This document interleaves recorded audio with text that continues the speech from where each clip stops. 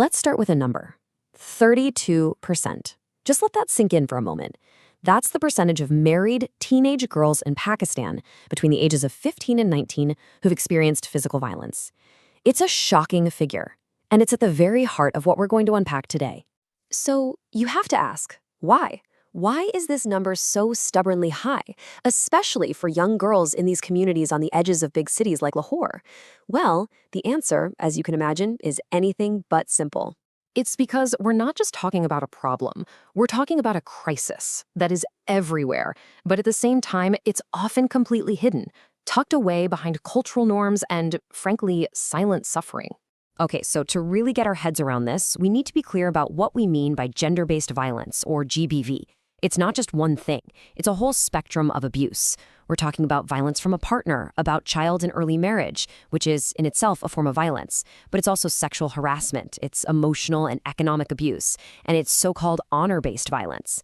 And the key thing here is that these often overlap, creating this constant environment of risk for girls. And one of the biggest, most powerful drivers of this crisis, it's poverty. Just look at this chart.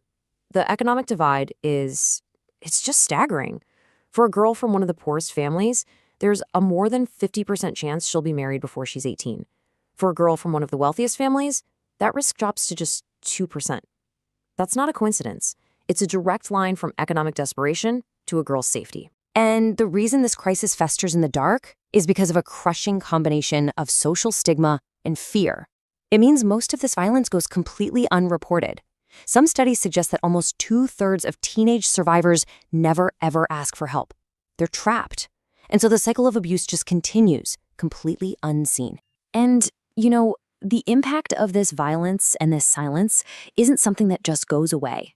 The consequences are absolutely devastating and can last an entire lifetime.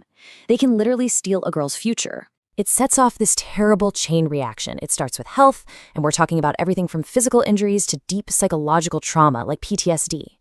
Then, because of fear or forced marriage, a girl might get pulled out of school, and just like that, her education is gone.